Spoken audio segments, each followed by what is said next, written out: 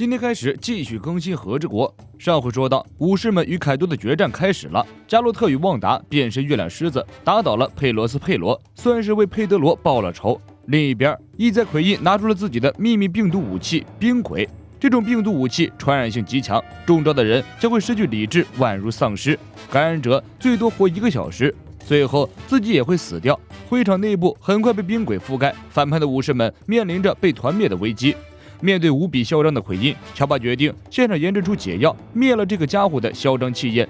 为了增加这场残暴游戏的娱乐性，奎因将唯一的抗体丢给了阿普，然后看着阿普被众人追杀，阿普成了众矢之的。索隆与德雷克一同出击，与阿普站在一起。奎因看得起劲儿，他警告阿普，如果抗体被抢走了，他就要面临斩首之刑。如果自己开心的话，把他也变成冰鬼也是可以的。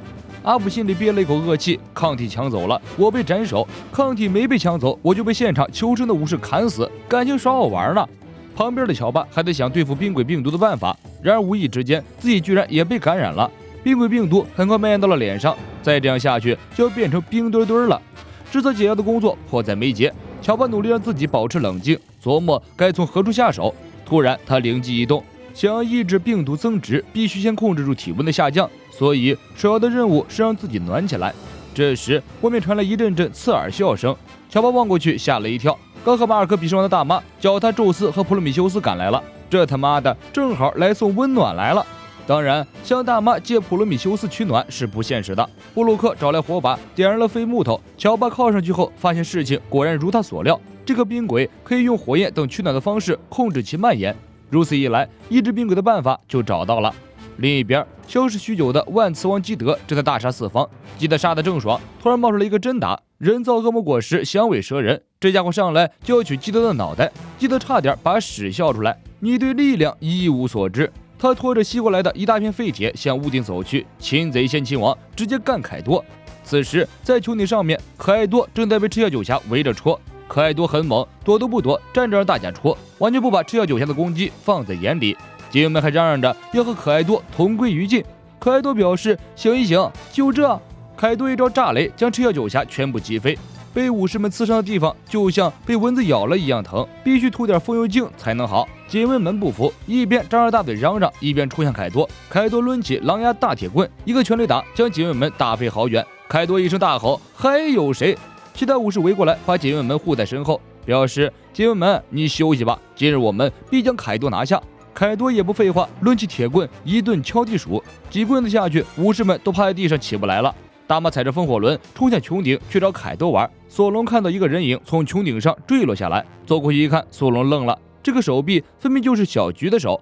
表演侧会场里，那些感染了冰鬼的怪物正在撕咬他人，病毒正急速扩散，而那个罪魁祸首奎因还在那里疯狂大笑。索隆咬了咬牙，握着武士刀向逃跑的阿普走过去。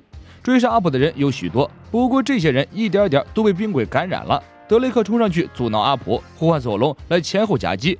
阿普厚颜无耻地说道：“你们不可以2个人上，不讲武德呀！”索隆慢慢走过来，沿途袭击他的冰鬼，索隆直接一刀削了。接近阿普的时候，索隆将2把武士刀收入鞘中，弯腰蓄力，突然一个弹式起步冲过去，刀速太快，阿普中招之后，大脑都没有接收到被砍的信号，等他意识到痛觉的时候，已经浑身血崩，倒在了地上。刚好这时乔巴赶来，索隆将抗体交到乔巴手上，这层交给你了，大哥还要去砍凯多。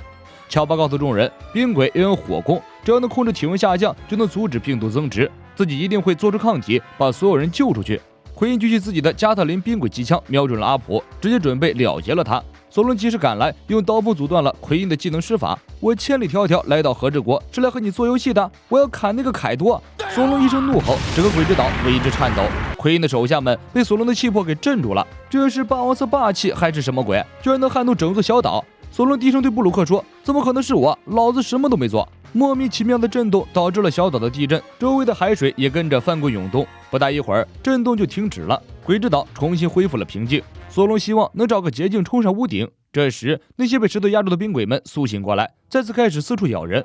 不死鸟马尔克赶到，用蓝色的火焰替索隆暂时抵挡了冰鬼丧尸。曹文团的诸位，你们可是主力，怎么能被困在这一层呢？让哥哥带你们装逼，带你们飞！乔巴呼吁大家赶快找到火焰，现场制作解药还需要一段时间，而在这段时间里，病毒还会不断的传播。抑制病毒传播的办法，只有先用高温抑制不断下降的体温。可是现场上哪儿去找火源呢？马尔克笑了，我这不是现成的吗？马尔克用翅膀喷出火焰，蓝色的火焰将乔巴包裹其中，燃烧起来。乔巴满地打滚，一边打滚一边大喊：“烫死了！”索隆和布鲁克以为马尔克对乔巴下黑手了，拔刀就要砍。马尔克跳到空中躲开二人攻击，布鲁克上前去查看乔巴，惊奇地发现这火焰虽然有温度，但并不会将人烧伤，而且这个温度刚刚好可以抑制住冰鬼病毒的蔓延。马尔克见有效果，便甩出大范围的蓝色火焰，把表演层所有人都包裹起来。大身上的冰鬼病毒得到抑制，体内寒气被火焰逼退，意识也逐渐恢复过来。毛皮族的2个医生找到乔巴去制造解药，马尔克的能力只能帮助乔巴拖延一点时间。等到自己的体力消耗没的时候，火焰的效果就会消失，那些人还是会变回冰鬼。奎因感受到乔巴的威胁，指挥手下们立即去干掉乔巴。但现场有索隆、罗宾、布鲁克、马尔科这几位大咖镇场，哪个敢轻举妄动？马尔科对索隆说：“你不是要去砍凯多吗？其他人也不是来打小喽啰的，要不要送你们一程？”布鲁克表示担忧：“如果我们走了，乔巴怎么办？”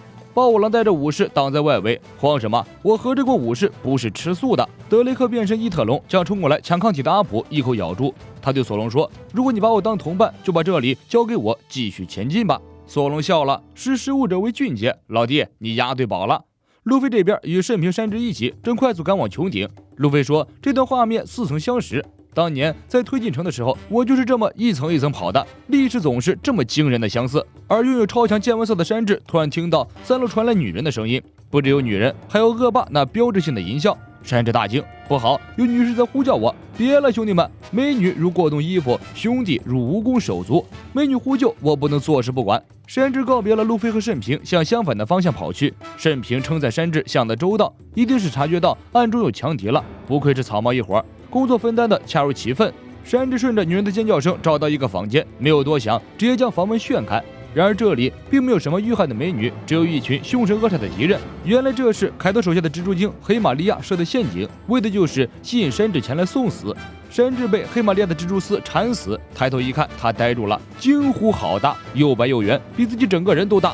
这个黑玛利亚的体型好大，简直就是一个巨人。路飞的见闻色霸气很快就感知不到山治，他表示很担心。慎平说：“山治先生大概是去对付什么强大的敌人了。”路飞说：“看来是我见闻色霸气修炼的不到家。山治对付的强大敌人到底有多大，我根本感知不到。”二人只得向前挺进，来到一个空旷的房间里。慎平感觉不妙，他们被敌人包围了。果然，一大群小喽啰跑出来，将二人团团围住。慎平让路飞先行离开，自己留下来刷经验。另一边，大河带着桃之助与小忍从敌人的围攻中艰难地逃了出来。本来大河想直接把桃之助和小忍带到港口，找一艘船送他们离开。可是来到港口，他发现港口已经报废了，小岛正慢慢离开水面。大河恍然大悟，刚刚地震的原因找到了，凯多的龙形态是靠产生的焰云在空中飞行。现在恐怕凯多将焰云附在了鬼之岛上，把整个鬼之岛都拔了起来。凯多想要把鬼之岛移到花之都上空，这个老登是想把花之都给灭了。无奈之下，大河只好带着桃之助和小忍回到岛上宅子里，找到一个仓库暂时藏身。